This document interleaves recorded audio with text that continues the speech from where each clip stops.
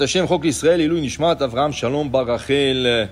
La Gemara de Shvuot, la page 30a. Tanu Rabbanan ve'amdu shene ha'anashim. La Torah, elle nous parle la mitzvah de témoignage ou la mitzvah de venir au tribunal, se faire juger par un tribunal juif, rabbinique, ni le tribunal ni laïque, ni le tribunal goy, parce qu'on a les lois de la Torah. Et si tu vas dans un tribunal laïque qui ne sait pas selon la Torah, ou un tribunal goy, c'est assourd. Et même Rachidi, s'ils ont le même jugement que le nôtre, tu n'as pas le droit d'aller, parce que c'est comme si tu dénigres la Torah. Alors il dit ici, la Torah nous dit, Ve'amdu shene ha'anashim. Il y a deux personnes qui viennent au jugement, le plaigneur et l'accusé. Ils doivent se mettre debout. Ils doivent être debout quand ils parlent. Ils doivent être debout devant le juge. Ken? Mitzvah, le ba'ale dinim she'amdu, c'est une mitzvah. Amar Rabbi Yehuda, dit Rabbi Yehuda, shama'ati, j'ai entendu. Shimratsu lo shiv et shneem o shivim. Si les juges, ils veulent faire asseoir le deux, ils ont le droit. Eux, c'est des mitzvahs d'être debout, mais le juge leur dit non, non. Écoutez, vous êtes un peu âgé ou chose comme ça, s'il vous plaît, asseyez-vous. Okay? On a le droit de le refaire asseoir. Et zéou assour, qu'est-ce qui est interdit? Shelo yeh echad omed ve'echad yoshev. Echad medaber kol tzorko ve'echad omer lo katser devarecha. Il ne faut pas le dayan, le juge, favorise. Il ne faut pas qu'il donne à un à s'asseoir et l'autre, non, toi tu mets debout. Il ne faut pas qu'il dise à quelqu'un, oui, qu'est-ce que vous avez à dire? L'autre, il parle pour une demi-heure et l'autre, il veut ouvrir la bouche. Ça y est, c'est trop. Tu fais du favorisme. Là, qu'est-ce qui arrive? La personne qui veut se défendre ou se dire quelque chose, elle ne peut plus. Mentalement, tu lui as cassé le fil de pensée. Okay? Parce qu'il voit du favorisme. Okay? Et je vous ai raconté une fois qu'il y a un livre qui s'appelle Tana de Beliaou. Okay? Tana de Beliaou. Et Tana de Beliaou est un livre qui est écrit par un Amora qui s'appelle Rav Anan. Et Rav Anan, Eliaou Hanavi venait chaque jour étudier avec lui. Il dit, tu sais, qu'est-ce qu'ils ont dit aujourd'hui là-bas dans la yeshiva? Parce qu'Eliaou Hanavi dans la yeshiva sur le Ma'ala.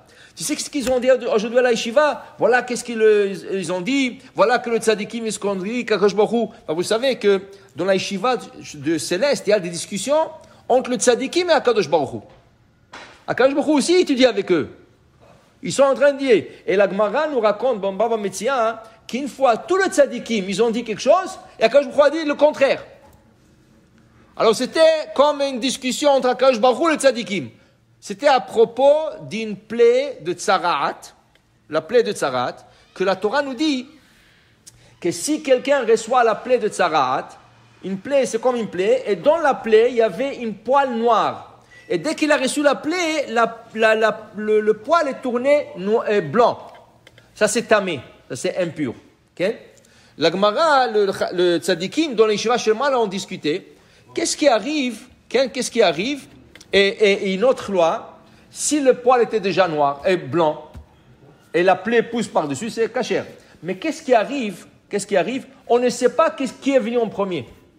Est-ce que c'est la plaie qui est venue en premier, ensuite le poil blanc, ou c'est le poil blanc qui était déjà là, et la plaie a poussé sur un poil blanc? On ne sait pas. Okay? Et là, c'était une discussion entre le Shamaim, entre le tzadikim du ciel, et Akadosh Baruch Hu. Et là, c'était intéressant que Akadosh Baruch Hu, les tzadikim me disent quelque chose, Akadosh Baruch Hu. Normalement, Akadosh Baruch Hu dit, c'est la Torah d'Hachem. Mais pour te dire qu'Hachem laisse la place aux tzadikim de discuter dans la Torah. Alors ici, il te dit, Rav Anan, Eliaou Hanavi venait chaque jour le visiter. Et une fois, il est venu quelqu'un se faire juger chez Rav Anan, c'était un dayan. Et qu'est-ce qui est arrivé? Il lui a emmené un panier de fruits. Le monsieur, il lui a emmené un panier de fruits. Quand il lui a emmené ça, il dit, c'est quoi ça? Il dit, vous savez, j'ai un problème avec mon voisin et je veux que vous arrangez la litige et tout ça. Il dit, moi, je ne peux pas le faire maintenant. Pourquoi tu m'emmènes un panier de fruits? C'est comme du pot de vin? Tu veux que je te favorise dans le jugement? C'est assour, l'otikar shochad. Moi, je n'ai pas le droit. Il dit, non, chas v'shalom, ça c'est un cadeau. Ça c'est rien qu'un cadeau, ça n'a rien à voir. Oui, je m'excuse. Le fait que tu me l'as emmené, c'est comme un pot de vin. Mais je comprends peut-être tu ne pensais pas du mal, alors je vais t'envoyer chez un autre rabbin qui va te juger. Et je vais lui écrire un petit mot, comme quoi il te reçoit. Alors il lui a écrit, voilà, Rav Nachman, s'il vous plaît, recevez ce monsieur, Ken, recevez ce monsieur, parce que je ne peux pas le recevoir moi, mais occupez-vous de lui. Il lui a envoyé. Quand Rav Nachman il a vu la note, il a dit, pourquoi Rav Hanan m'a envoyé chez moi? Parce que je ne peux pas... peut-être c'est un membre de sa famille. Alors c'est un conflit d'intérêts. Tu ne veux pas être Dayan chez un membre de la famille, c'est un conflit d'intérêts. Alors il a dit, ok, je vais voir. Et là, pendant le jugement, Rav Nachman penchait vers ce monsieur. Il penchait vers... L'autre, quand il a vu que Rav Nachman il penche vers monsieur, il a désisté, il s'est pas défendu, il a perdu le jugement. Là, Eliyahu Hanavi, pendant une semaine, n'est pas venu visiter Rav Hanan. Quand il est venu, il dit, qu'est-ce qui se passe? Vous venez chaque jour, ça fait une semaine. Il dit, tu sais qu'à cause de toi, il y a quelqu'un qui a perdu un jugement. Parce qu'on lui a fait favorisme au din. Moi? Il dit, qu'est-ce que j'ai fait moi? Il dit, tu as donné une note à Rav Nachman, lui il pensait que c'est un de ta famille, alors il s'est occupé de lui, il voulait lui favoriser, et voilà, l'autre il a perdu le jugement à cause de toi.